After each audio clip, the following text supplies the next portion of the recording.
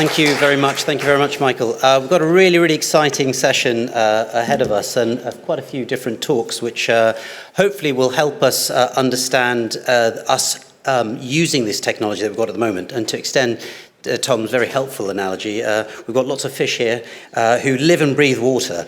So firstly, you've got Umesh coming up with telling us about maximising the legacy systems that we've got.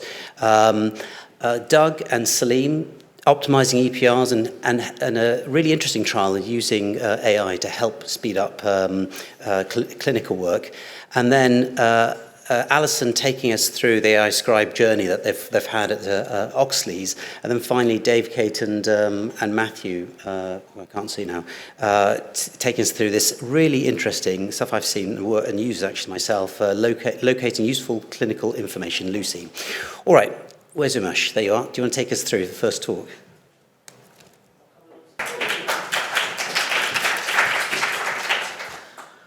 Hello, everybody. Hope everybody is well today. My name is Umesh. I'm part of the Nelft and Data Wonderful team.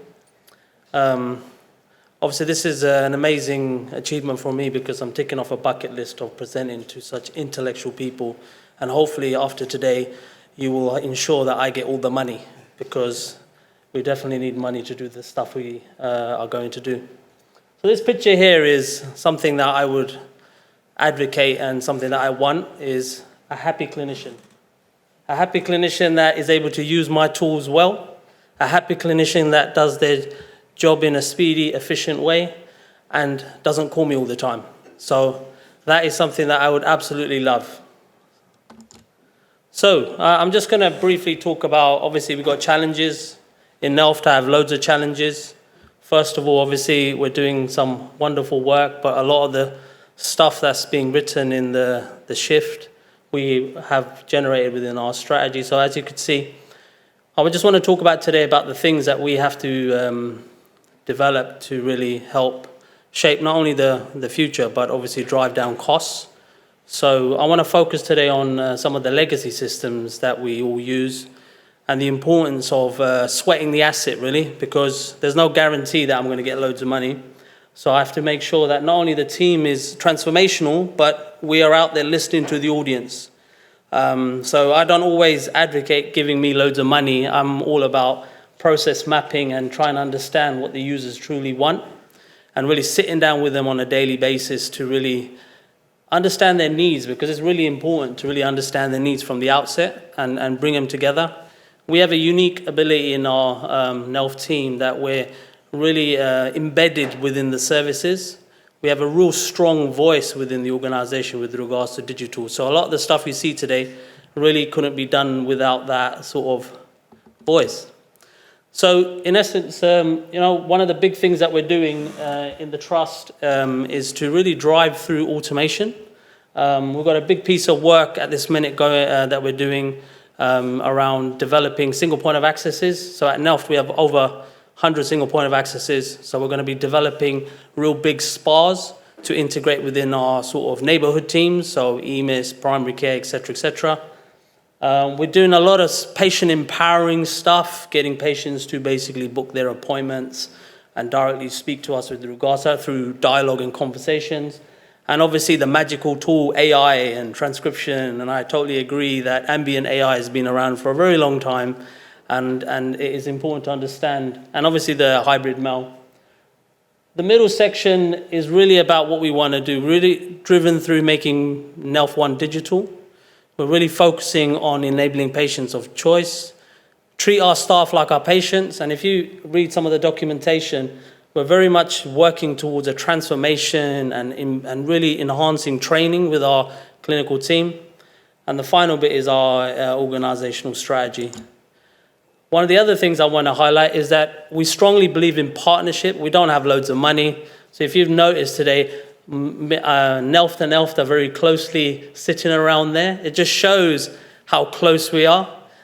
We tend to speak together. We tend to do a lot of things together. We don't have loads of money, right? So we're always championing each other's cause, thinking about how we can utilize each other's resources well. And as you can see, there's a lot of users. So I want to talk about Rio. Put your hands up if you're using Rio. Anybody using Rio? Hey, look at the audience. Look how many people are using Rio. So Rio is a massive system. And as you can see, it has over 1,600 screens, yeah? So at NELF, we've really gone through a process of seeing how we can sweat this asset and how we can really reduce the level of screens that people use, because ultimately we want to make sure that you don't go around this system and everybody's building this system. So I guarantee you across our NHS estate, every Rio is different, yeah? So my ideal scenario would be the 10 unique screens, because I really believe in like a patient-centric view, yeah? So I'm just going to ask you two guys to guess quickly. Do you think NELFT is higher than 10 or lower than 10? How many people here think they're higher than 10? Raise your hands up. How many people think we're lower than 10? Well, you don't think we're lower than 10? Well, we're currently at 8 screens. Yeah, so it's we've generated a tool that is very effective, and you don't have to go through multiple screens to get the answers that you want. So I've been working very closely with our clinicians. The middle one just tells you what level of access takes place, which screens they look at. So the reason why we've done this is that we're focusing very much on data as well. We realize that AI is going to really utilize data well. So we're making sure that data and the quality of data within the systems is really effective.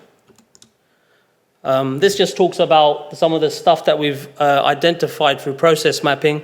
So one of the big things we did was looked at the data and what the data shows and how we can really enhance Rio and do a lot of integration work.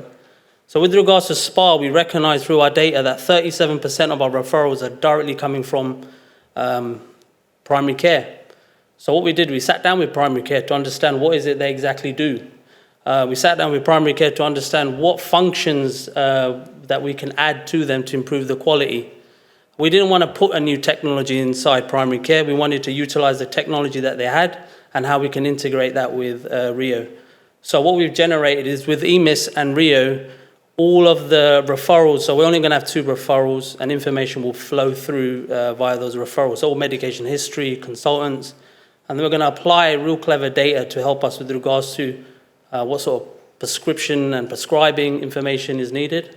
And the final one here is corporate services need to change as well, yeah? So ultimately there's a lot of systems within corporate functions that require automation. So we're directly now working with human resources, finance, patient experience, and IT help desk. Some of the amazing things we've done, I like to call them amazing. Other people may not, but some of these are amazing sort of stuff that we've done, really focused on how we can automate processes within our service desk so that we don't have mundane tasks, so we can quickly generate the right permissions, the right accesses, the right sort of team access across the board, so that then when clinicians do start, everything is automated. So we've created tools that when somebody starts, their access is really up and running quickly. We also run a child health information service. So we currently run over 20,000 reports weekly using RPA, and these are the immunization and reporting tools that are sent out to, obviously, the different providers and families. This is a quick whistle tour of some of the stuff we've done to improve data and reporting, because it's very important to do this as well. So as you could see, we looked at the next of kin, so we've automated a process with regards to making sure mothers and babies are connected. We're automating the whole referral management with ERS so that we can reduce the appointment slot issues, discharging and transferring referrals. As you can see on the screen, we're really focusing on using discharge from RPA to reduce the discharges. We're removing spreadsheets. So we've really focused on developing front or end tools and reporting to reduce the need for spreadsheets. So you can see from a community pediatricians, we've done a lot of changes in that area. One of my big things close to my heart is community nursing. When I first started in this Rio space, I remember going to see my district nursing team, and they're telling me that, we have these big laptops that don't work well out in the community. So we've been really working with our community nursing team with regards to enhancing Rio so they don't have to have to obviously go around. They don't really have a lot of time. So one of the things we've done with Rio is really enhance the way that we use Rio from a reporting perspective. There's a little quote there. It's actually improved the well-being and sort of work that our community nursing have had to do. And my final one here is really, in Rio, there's a lot of configuration that can really support. And again, with regards to maximizing the way that Rio works, this is very simple, but it gives the DNs one-shop window, really. Everything that they need is there, all the hyperlinks are there, and they can do what they require from that or one sort of place. And obviously ambient AI is going to come across as well in the future, so that's going to help them. So my message is really, there's not going to be, obviously, we don't know what the money situation is, but there is a real investment that you can all make within your teams. Because Rio can be a useful tool if you really truly understand what the services needs. Because you can drive through the utilization of Rio and the functions of Rio and actually start listening to the services. Am I running out of time? Yeah? Oh, I've run out, sorry. I love hearing my own voice sometimes, so I forget where I am. But anyway, hopefully I've given you some real good insight into the work we're doing and really invest into the time into understanding the users, because ultimately you can sweat this asset if you really understand the needs of our user base. But thank you for today.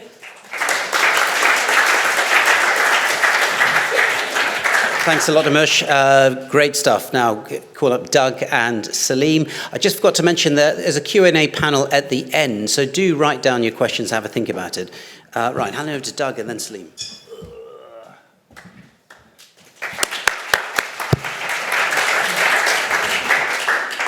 Hi, my name is Doug Stewart. I'm the CCO at CNWL, and it's really interesting with the water analogy, and as you can tell from my swimmer's body, I naturally think about swimming. My mind's going swimming around in this sea, and we've got very analog, rusty shopping trolleys of procurement, and then we've got some really effluent Thames Valley processes for capitally funding things. And then we're bumping into bits of technology. So I think if we are talking about technology and the focus on technology, great, as long as it's not just on devices. As long as we're focusing on change and the processes to achieve change. Anyway, that's what I'm going to hopefully walk through a little bit now. We're blessed at CNWL that our IT infrastructure is really good. There are colleagues in the audience that have been responsible for this, and it makes working there very easy. From a clinician perspective, when we want to do any change, let's say to do with the electronic patient record, it's been really challenging. Because those ITIL, ICSM processes where you kind of take a ticket and wait your turn, they create bottlenecks. We've got people who've waited months, sometimes longer, to get things focused on. And then we've kind of focused on features within the EPR, rather than the whole pathway itself. And what I mean by that is, I don't know if you've got experience where you've got one doctor in a team and they want their signature on the bottom right of the letter that goes to the GP, and another one's on the bottom left. And then you've got development teams that meet on a weekly basis for an hour at a time, arguing about if we should do this. And that goes on for years, and it's really inefficient. Delays cause real challenges. So you would have heard of shadow IT. When your people get frustrated, they go off and download their own things. They get the apps on Facebook, and you kind of bypass all that good cyber stuff that we want to be interested in, and that can cause some real concerns. So making a play for improving a process is a real primary concern for us. And I guess you can have people like me or others, and you can have the director of digital of this and the associate digital ninja of that.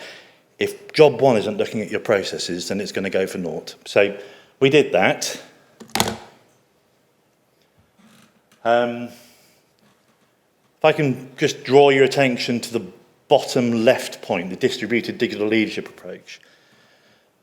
our clinicians, our doctors and nurses, our allied health professionals, our psychologists, probably top of their class. They all went to university, they're really bright. Why don't we put them in charge to show us what they want? They're the ones that understand the services. They're the ones that know how to do things. They're the ones that know where the real pain points are. So we've gone from the take-a-ticket methodology to, this is, some of you will recognise, the Design Council's Double Diamond for User-Centred Design. So it's a really, really straightforward process. There are 4 bits to it. You start with discovery. That's us in the bottom corner. And you go and sit with people for a day, a week, however long it takes to understand the workflow. And you get your post-it notes out and you really map what you can do within the EPR. You don't start with the question, how do we do things that the EPR can handle? You start with, what's possible? What do we need? And then take a stance.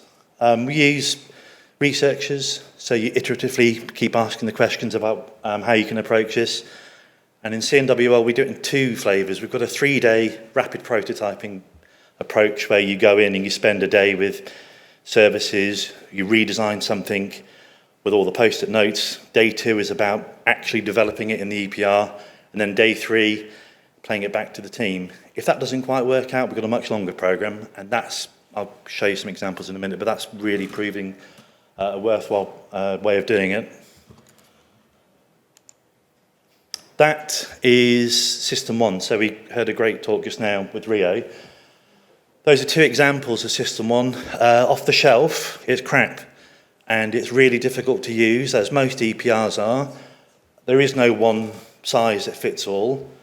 And if you're a clinician and you're going into this product and you're having to scan through 500 different boxes or 200 different items to get to the thing that you need, it's not intuitive, it's not usable. And what might happen is people don't use it. They'll do spreadsheets, or they'll put things in drawers, or they'll lump something in a progress note, and you end up with 20,000 words that it's unstructured data, it doesn't really go anywhere. What we did, we bought a product called Adobe Illustrator. It's a bit like Photoshop, and we broke the UI. And TPP didn't know you could do this. They now know you can do it, and they use us in talks and stuff like that. This is what we've created. So, as real-world examples, this is in use now. So the top left is an inpatient approach which has been designed by doctors. They're award-winning. We're in Wales this week showcasing this. And it's great. Yeah? You've only got the buttons you need. Why do I need to scroll through 200 things where I can just go, that's the thing I need right now? Or look, it's linked to, somebody mentioned EOBS earlier on. It's linked to Datix. It's linked to carers assessments. It's got all this kind of good stuff intuitively built in. The difference it's making, because these are real-world benefits. 92% reduction in clicks, that's a currency for us, it really matters. Woo! You can 49 clinical workdays saved in mental health inpatient wards per clinician a year. That's people not struggling to get their turn on the ward PC. That's people spending more time with patients on the ward. That's pretty good. You can see, I'm not Chris Whitty, but I'll point to the bits where you can see where we started using the new designs. Top left, minutes taken to do a thing on the ward for doctors. Top right, minutes taken to do a thing on the ward for nurses. We've gone down from about half an hour down to about 5 minutes per thing. That's real world, that's happening now. It's really impressive. We're doing more stuff, our data quality is going up. People are starting to use the system and the 3 U's. If they're using it, they're finding it useful. And it's being used. That's the stuff that we're getting as you heard of the CLASS research? Usability research for your EPR? So we're working with CLASS to revisit and see if it's really making an impact over time. We're quite confident it should. Since we started doing this, everybody wants to do it, it's no surprise. We needed to introduce some governance, so we introduced a design authority. We're also keen on branding, so we came up with the System 1, our EPR design authority, or SODA. Those are our 4 strategic operational priorities for this financial year. They will pivot, but they're key for us right now. And attending, so The SODA itself is chaired by a Deputy Chief Medical Officer. It's very heavily clinician represented. The outputs of that, we've got the SODA Stream, which is our newsletter every month, and it goes to our divisions, but it's bite-size. How often do you talk about digital from behind a curtain and your band 5 in the ward hasn't a clue what's going on? Well, look, yeah, engagement really helps. These are the things that we've done in the last 12 months. We've done more than this, but I could only fit those on the slide. It's quite good to do trust-wide stuff. It's quite good if you're making improvements for a mental health team. You just don't focus on one team. You do for mental health across the trust. So that's the approach we're taking. And that bit at the beginning about how you put your hand up and do change, we've introduced a single point of access because we don't have enough of those. But for digital, it's really good. So we're using a product called ServiceNow, but we've got a team that will respond. I think our SLA is about 24 hours, and that's going to really start paying dividend for us. In terms of productivity, recognising that I've talked about time saving, and you'll hear a bit about that in a moment from Salim. Whilst we know that time saving itself isn't a productivity measure, what you do with that time, we're still working through. But I'd rather be in the tent supporting clinicians to have a better quality of working experience and talk about values and not have to go through things like NHS jobs, because if you've had to do that, it's pretty painful. And then think about morale. And does it make a difference to morale? I don't know, but I'm going to pass you over to the recently awarded Royal College of Psychiatry Team of the Year, Salim, to talk about our use of AI. Thank you.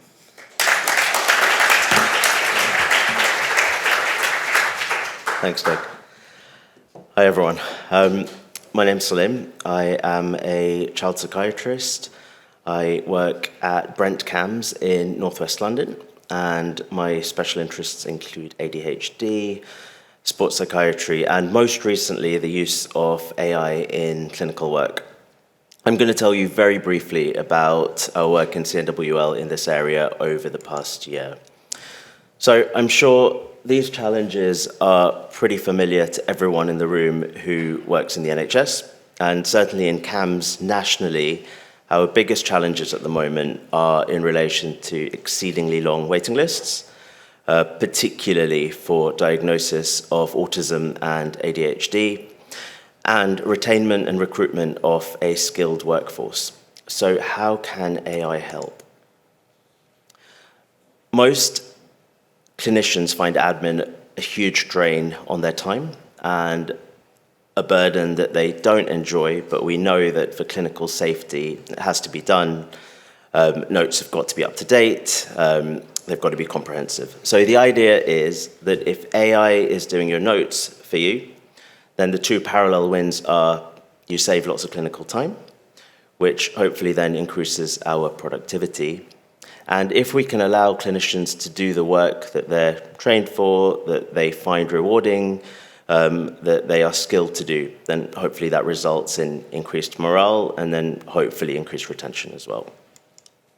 So during phase 1 of our Anathem work, which is ambient voice technology, we carried out a proof of concept trial using this technology for psychiatric assessments, for psychiatric reviews, and for ADHD reviews done by both doctors and nurses.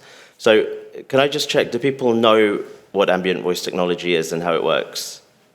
Yeah, so basically you press play at the start of your appointment, it listens in during your appointment, and then at the end of it, your notes and your clinical letter are churned out and you edit them until you're happy.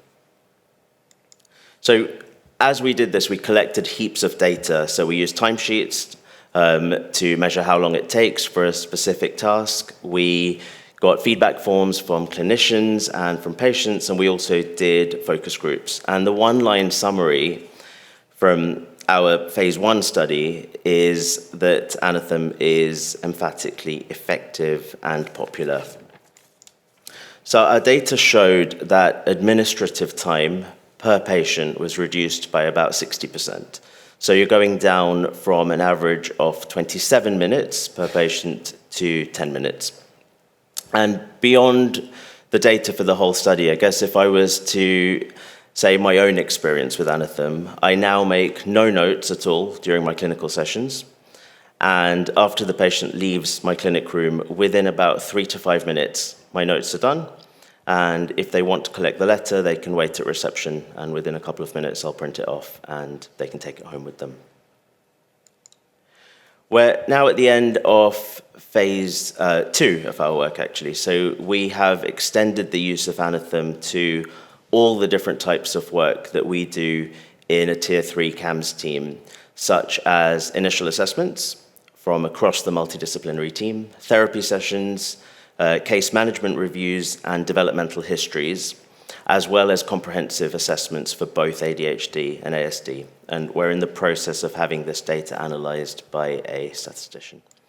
So just before I finish, I wanted to share a couple of emails that I got over the past 2 weeks from members of my team.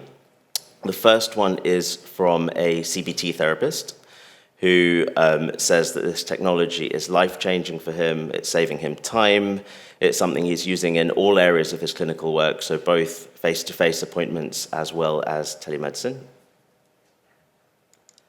And then the second feedback is from a member of our psychology team, and she's saying that the technology is a game changer for her. She can be more present in sessions, she can book in more back-to-back appointments, it relieves mental load, it improves her mental well-being, and she wouldn't want to work in a service where it's not available. So I think going by this, we've nailed both the productivity and the retention.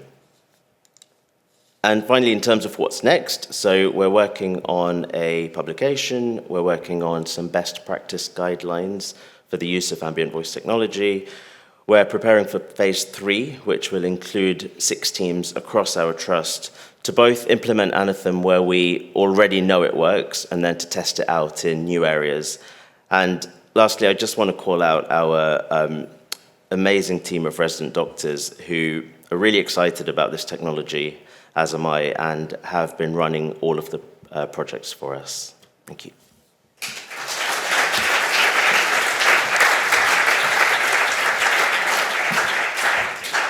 Really amazing bit of work there, I'm sure you'll all agree. Right, next up, Alison, telling us a bit more about the AI Scribe stuff that worked so far. You've got a few minutes. Hi there, my name is Alison Furzer. I'm the CDIO at Oxley's, and what I'm planning to do over the next few minutes is just talk you through our AI Scribe journey to date. So the journey that we went on came out of something quite mundane. So last year, James, who's in the audience, our CCIO, and I and others were looking at the digital dictation technology that we had in the trust. The contract was up, and we wanted to see what was out there in the market. So we looked at a lot of products, had a lot of demos. You know, we looked at Tortoise, we looked at Heidi, we looked at T-Pro, you know, the technology looks amazing. Some of these products are really good. But one of the barriers that we saw with the technology was it wasn't going to integrate with our EPR. Now, as it happened at the same time, Axis Group, who are the suppliers of Rio, had come to us and were speaking to many trusts as well, I know to Umesh in Nelft, about developing some technology in AI Scribe. And they were looking for different trusts to work with to develop that technology. So they had realised that they didn't want to be the boulder in the room, having that boulder kind of analogy whereby, you know, they're developing a product in isolation. They wanted to get users involved, and we were really keen to get involved. James and I talked about this and thought, wouldn't it be great if we could work with them and develop the project alongside our clinicians and hopefully get to a better product that we could put into practice. So that's what we did. Now, I did have a slide explaining how the technology works, and obviously we've discussed that, and the main point here being that the product will integrate, and there'll be lots of different templates that our clinicians will use. So depending on which service you're working in, there'll be a template that will suit the type of appointment that you're having. The way that we have approached this, as I said, we were trying to understand what the barriers were to the digital dictation technology we currently had in the organisation. So James and our associate CCOs, some of who are in the audience today, had done some in-depth interviews with a number of clinicians. We'd also done some surveys as well to try and understand, what the barriers were, whether there would be concerns about using AI and ambient scribes, and really just understanding our user base. We also wanted to work with the Access Group, and we had a number of conversations about the technology, how it would work. We saw some early prototypes, and then back in September, we embarked upon a hackathon. Access Group in the background, and I think Umesh had some of these figures here earlier, were looking at the data. They'd looked at the number of screens that people were using, the dwell time on those screens, and they had landed on the fact that a lot of time was being spent in progress notes and assessment forms with clinicians that were using Rio. So that's where really they wanted to focus their effort. So we had a hackathon across 3 days. We invited a number of clinicians from a variety of different areas across the organisation to participate. We had the hackathon in a number of different places around the organisation, some really noisy environments, some quiet environments, and we involved a number of different clinicians. And we learnt a lot from that, and the Access Group learnt a lot from that too. So they were able to, with their user experience team, quickly change the product, and that's evolved over time.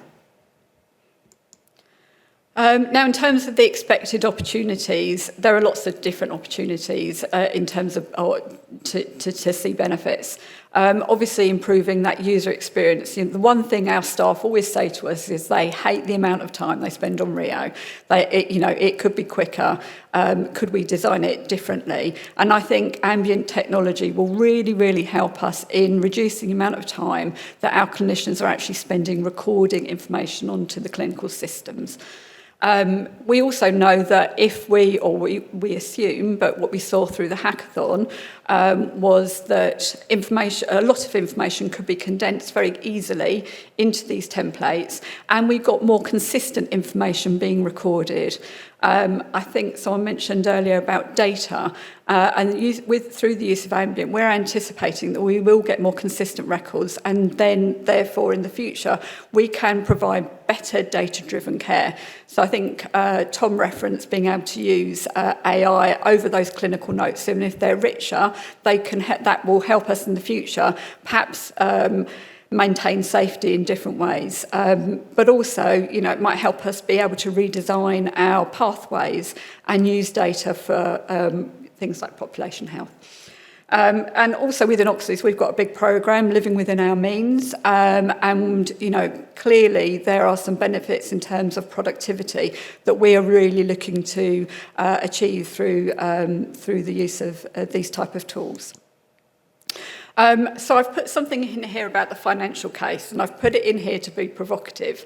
In advance of sharing this slide, I did actually send it to Azra, who's in the audience, our CFO, and to Ife, our chief exec, and I said, I'm trying to be provocative here.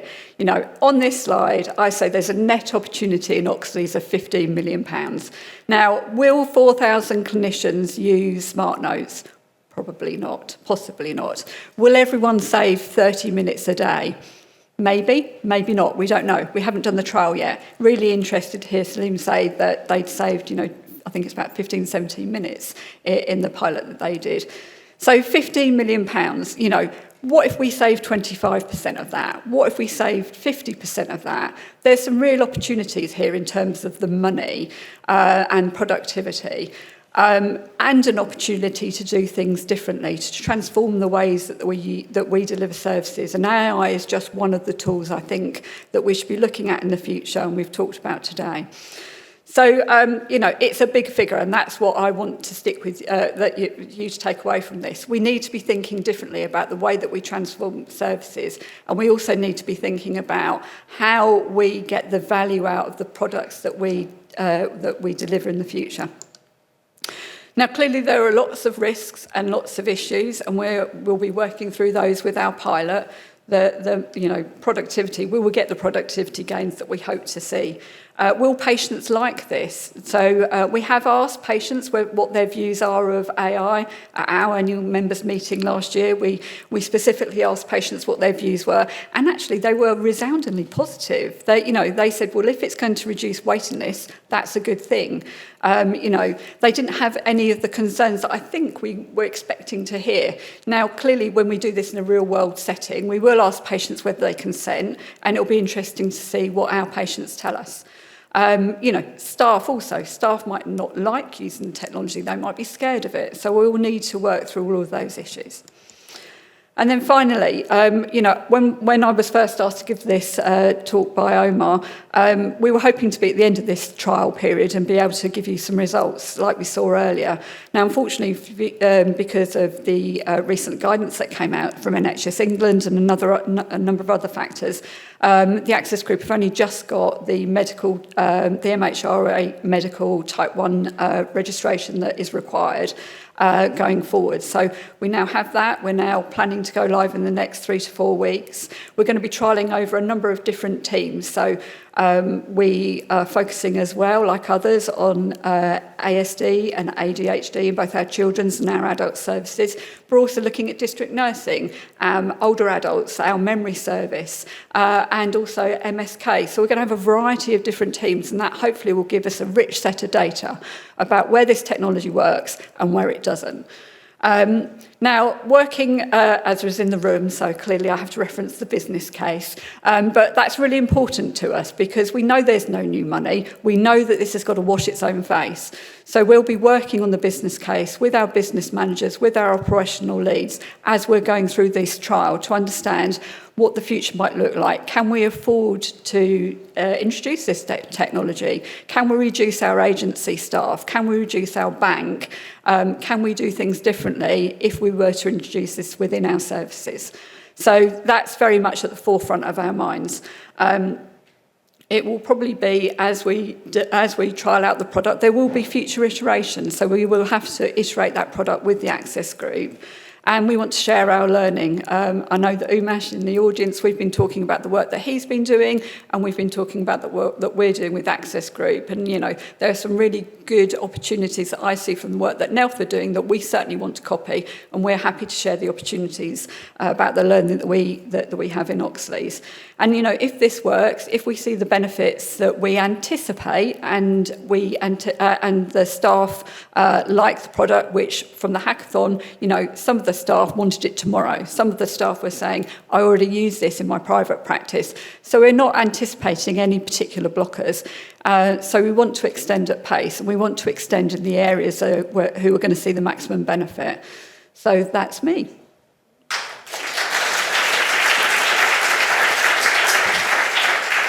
Fantastic. Thank you very much. And I'm glad Alison mentioned the finance. And I wonder if she was just preempting the workshop on business case that's coming up. So do look out for that one. Right, next up, Lucy. So I think, Kate, you're doing the talk. Thank you very much. Thanks. My name's Kate Polling. I'm one of the clinical leads of the Clinical Informatics Service at SLAM. I'm here along with my colleagues David and Matthew. David, the other clinical lead, and Matthew, our clinical informatics lead. So the Clinical Informatics Service is a service developed in SLAM with support from the Maudsley charity.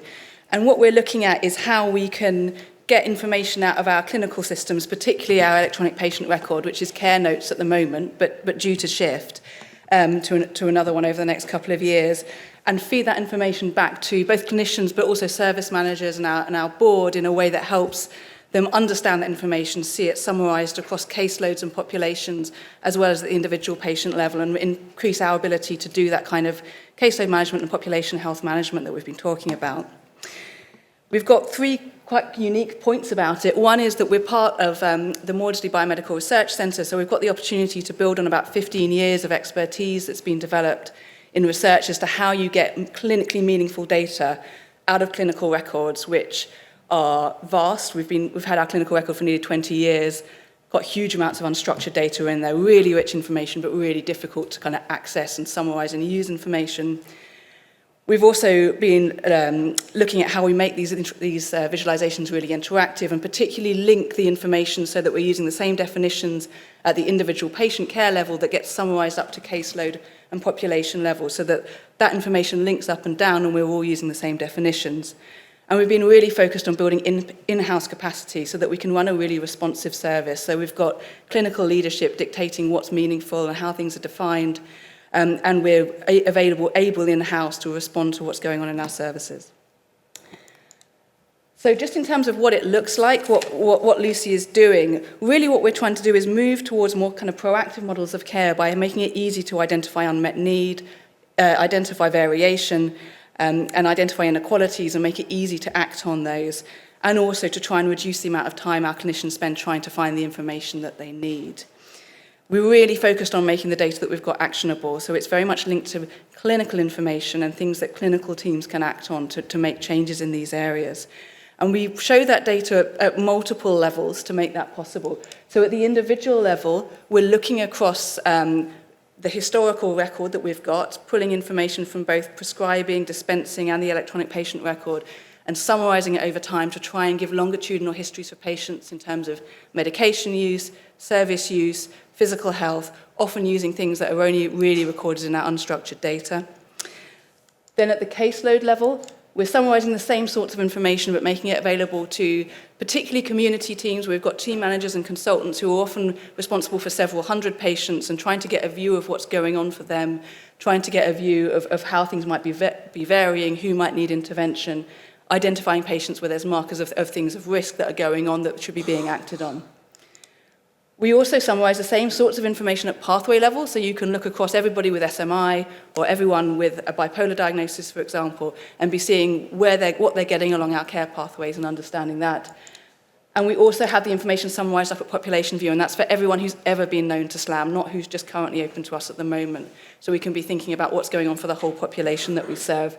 I appreciate these are quite small slides, and it's quite difficult to convey the rich variety of information in there. So please do come and talk to David and Matthew and I, and we're really happy to sort of show you a bit more and talk about it.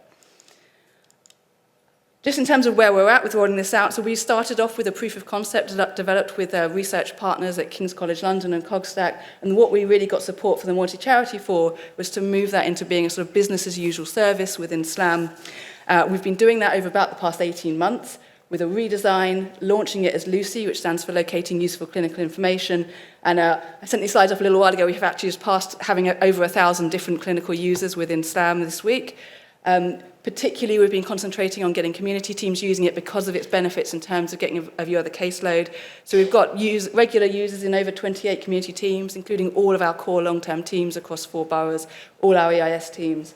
And we've also got really good uptake amongst pharmacists because it gives such benefit in terms of understanding medication histories. I'm only going to quickly talk about outcomes. This is really from our proof of concept work initially, but just in terms of how we can use it for these core aims we've got around population healthcare. We've got 3 core aims. One is motivating action on inequalities, and the example we've got here is community teams using it to look at who's getting access for CBT, for SMI. We've got a team within Southwark who are using this to identify a particularly underserved group, which is our black male patients with SMI, seeing who's had CBT, noticing that there is an inequality there in whether this group is getting access to CBT, and using that to find lists of patients to outreach to and get engaged with CBT, and then starting to close that gap. With physical healthcare, we're pulling information from all across the record to show who's had the core 6 physical health checks. So it doesn't all have to be just put in one form by one service, whatever service it's been, inpatient, outpatient, addictions, different community services, if written in the notes, so written in the free text notes, wherever it is, we can put it together and you can see who's had their checks and make sure that people are being followed up. And that's really helped us in our EIS teams improve how well we're doing on the core checks. And then in terms of reducing time to care, particularly amongst our pharmacists and prescribers using it for medication review, they're finding that they can do that much, much more quickly. We've mentioned a bit about how patients feel about us using this, and we're really conscious that it's quite a sensitive area about how we pull patient data and what we do with it. So we've been really keen to get engaged with our patient population, really transparent about the way that we're pulling data, summarising it and visualising it. We've got this care and service user advisory group who've been with us from the start, involved in seeing what we're doing. We spent a lot of time at the start helping them understand the way we're using things like natural language processing to get information out of the free text. And they've been really supportive of the work and really helpful in helping us sort of steer what we prioritise and work on. So this is slightly complicated, but just in terms of the way we work as a model, We start with data that we're already collecting. We're not collecting any new data here. We're not asking clinicians to fill out any new forms. We go to the clinical records that we have and use that data. We extract it from there and we bring it into the Lucy data warehouse, which is within SQL. And this is where we're using that research information that we have in terms of natural language processing apps, which are a form of AI that we can run over all the free text and all our letters, all of our progress notes, and use it to turn that into structured data around clinical entities we're interested in. We think about clinical entities, we think about clinically important concepts rather than what value is in a particular form or in a particular place in the record. So we say, we want to know what someone's blood pressure was most recently. It doesn't matter where it was written in the notes. And then we work with clinicians to understand where that might be documented, pull it out from both structured data and from free text of letters and bring it all together to create this data model. And that is created every day, overnight. That then gets brought into our Elastic Kibana platform, which is what we use for visualization. And the reason that we're using that platform is it's highly interactive and it's very good for free text searching. And one of the things that we're really clear about is clinicians want to be able to get back to the text that this information came from. They want to be able to check. They want to be confident that the data we're showing them is correct. One of the key features of the service is having clinician leadership all the way through the design. We think that's really important for maintaining clinician confidence, making sure that what we're showing them is really useful.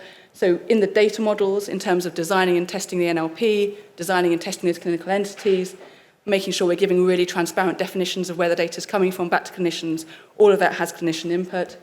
Then in designing the visualizations, we use a user-led design approach where we're co-designing with the end users all the time, doing testing where we're watching them use prototypes, understanding what makes sense, what doesn't, and making sure that that's fed back in and doing this very iterative development. And then in the training and implementation, so actually encouraging people to use it, which is obviously one of the challenges. I'm just going to move on a little bit to touch on what we've learned from doing this process and think about that in the different sort of points along that model that I've just shown you. So first, in terms of the data, what we've really learned is that if you want sustainable, good quality data, which is what we really want, you find it as a byproduct of good clinical care.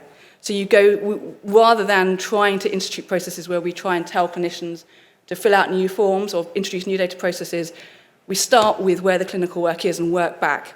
So we find out from clinicians where they document things and how they document things, and we use that to create our data model. So it's more processing work for us, using that natural language processing to get it from free text, but what it means is we know we're using the data that clinicians value and work hard at getting right, and we're really transparent with where we get that data from, so we're feeding back those definitions so clinicians understand where the data is coming from.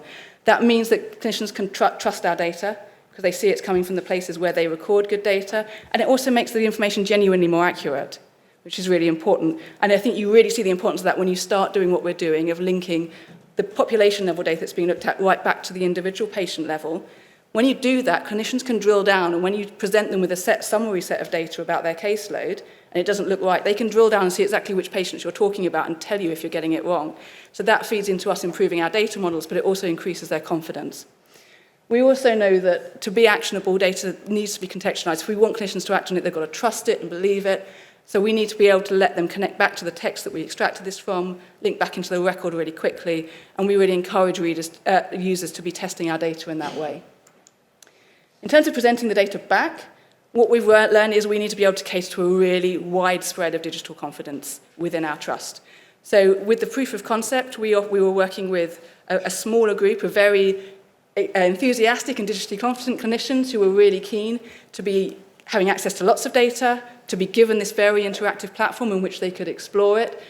And those users are still really important to us. We still have users who use it in really creative ways, and it's a really useful way of us finding out new use cases and building a kind of an enthusiastic base of people who want to connect with us.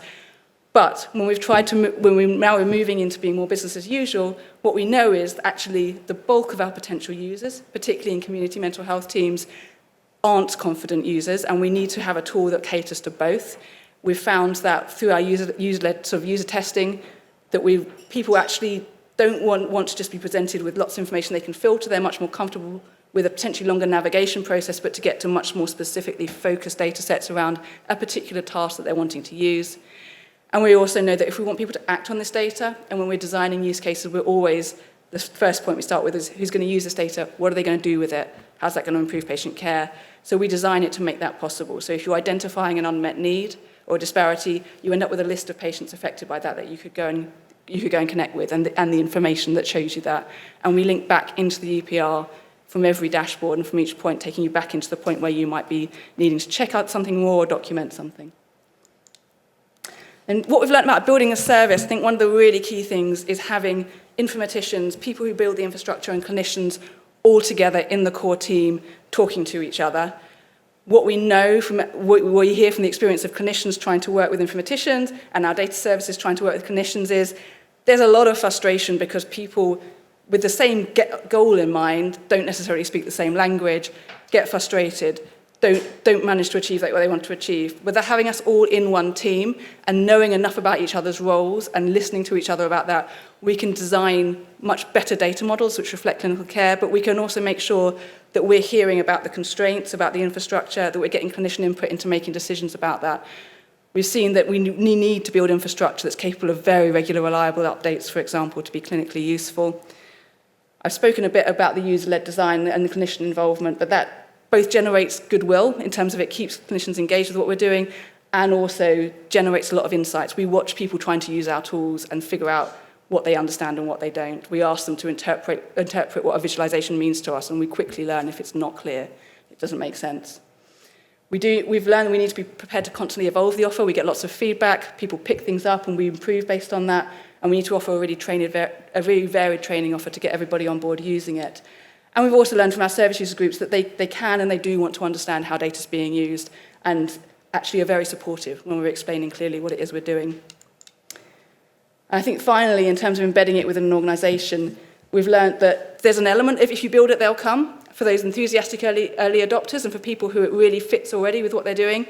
But there's also a lot of, you've got to really encourage people to get the bulk of the staff on board. And we've really benefited from being very hands-on on the ground, doing lots of clinician-led sort of training and visits to teams and implementation, but also getting service leads and managers very involved in planning what's going to be, what we're going to be doing and giving that leadership and having really supportive senior leadership who've given us a lot of visibility.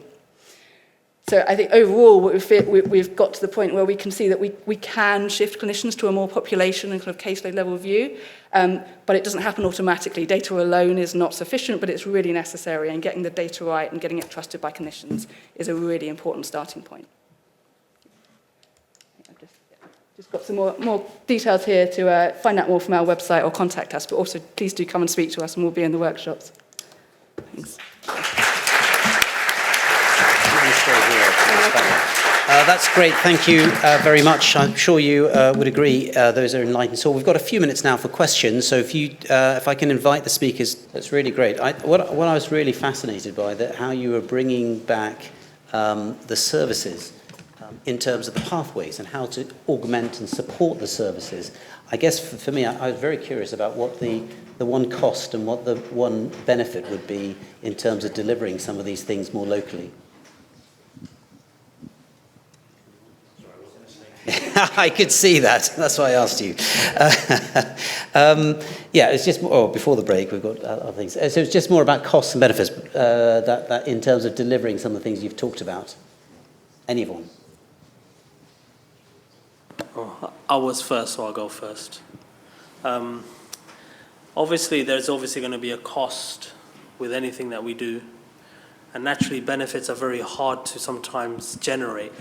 So for us, it's really about understanding what the ask is from the beginning, and really having a conversation, and then through that conversation, we've tried to really articulate to the necessary, obviously, audience to say, look, this is the real true benefit, and this is the real true cost of what you're asking for us to deliver. And I think that's the conversation at the very beginning is very important before you go and invest into a tech solution, which is the way that we try to push it forward. Very wise. Yes. Is that better? If you want to talk. So, two-part answer. There's a bit of a workforce crisis, particularly with clinicians. And if you can build something in a way that is user-friendly and relevant and helps people do their job, they want to stay working with you. And that's probably the simplest way I can put it. But the other benefit is by applying a digital process around a pathway, the NHS is constantly in a state of flux. And you can, over the space of a short period of time, ask clinicians within the same team what their patient pathway is, and you'll get conflicting answers. If you take digital as a thing and go in there and look at processes, you can quickly start to tease out the opportunities to be efficient, the opportunities to align, and the point I alluded to earlier on, where if you're doing things once for a community mental health team in one part of, let's do it across. No, thank you very much. I've got a question from Emilios. Thank you. Thank you, Omar. No, thank you, panel. Emilios Lomoniasis, Tavistock and Portman. I think it's been amazing hearing about AVT, right? And where we are culturally in the NHS, this is almost a unique situation where we have competition between a number of AVT systems. And what's happening is we're actually benefiting, the NHS is benefiting from this race against AVT companies and parties. We've got the Anathem one, we've got AI Scribe, we've got Tortoise. This is a really unique situation, and it links with what Hassan was saying earlier about product market fit and the NHS helping innovation go up that really steep hill. How can we make this kind of situation appear in other problems and other areas that we're describing? And where are there these green shoots? Can you see green shoots of situations where this competition can be supported and where innovation can flourish in this way? Because this is the moment. Thank you.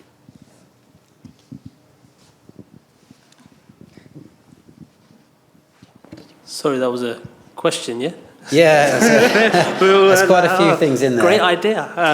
And to be honest, I think that's a very valid point, but what I want to just say that me and Alison, for example, been working very closely with regards to understanding how we can really get the supplier that we're utilizing within our trusts and the integration with regards to that, and working closely with regards to what is the best fit.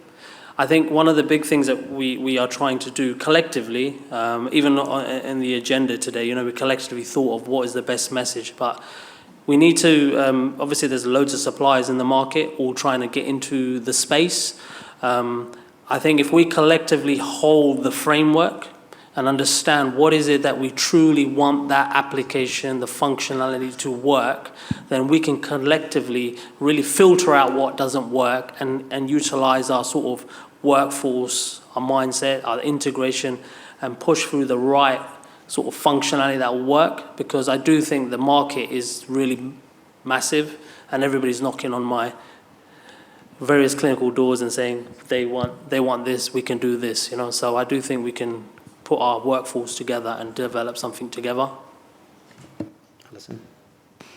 I think there is a lot of opportunity for innovation, absolutely, but I also think there's a lot of opportunity to make our services much more efficient and to deliver them in different ways with technology, as has been said all morning, that's been available for years. I think James might have mentioned, the banking sector, the shopping, online shopping, that sort of thing. You've only got to look at other industries and see how they've transformed. And there's technology that we can use today to do things differently. What we need to be doing is taking a pathway approach. We need to be thinking about how do you as clinicians want to deliver services differently? How can we in digital support that? And together, defined pathways and services that are different, that can be delivered digitally or can be delivered in a hybrid way or can be delivered, you know, in a face-to-face and a hybrid fashion, and think about how technology can enable that. And there are some really simple things that we can do. Umesh is doing some great things at NELFT in terms of automation. You know, that is the bread and butter of many different industries. That's where they start. You know, let's get rid of those inefficient processes. There's so much to do there. If we just focus on that in the next 2, 3, 4 years, I think that would make a big difference to the way that we operate. But then there are lots of opportunities for innovation too. Thank you. Some very wise words there. We've got time for one more question. Yes, yeah. Oh. No, it's me. Just be right here. Oh, sorry. Just a quick question. Yep, go you on, okay for go me on. to go? I'm Samuel. I'm Senior Deputy Director from SS Services. I think from the conversations we're having this morning and into the afternoon, one bit of information I've not really heard much about is with the drive for innovation and more technology. There's a group of workforce or staff out there who may be struggling with the use of all this technology. And I'm not too sure how we're looking to address that balance of those who are willing, the Gen Zs who are willing, and it's part of their life, and a group of some wonderful, excellent clinicians who may not necessarily be able to kind of embrace all this technology in the way that we anticipate them to look like. So how do we address that to make sure that we bring in the whole workforce with us in the context of what we're trying to do around that drive from analog to digital in that context? That's a big question. Who wants to take that? I suppose we've been grappling with that quite a bit with moving to trying to roll Lucy out, and I think particularly having this target of community mental health teams, that's quite a wide range of disciplinary groups and people working it. And what we've found really, really useful is actually giving ourselves the time to do a sort of more user-led process where we don't just get people to sort of look at something we've made and say, you know, what do you think of it? Rather we say, okay, how would you do this with this? And then and watch them trying to use it, trying to find their way to data, trying to interpret it, and really learning from that what we need to do to make it as user-friendly as possible. And I think if you're quite a sort of digitally minded clinician, you won't guess what people are going to struggle with until you've watched them struggle for a while.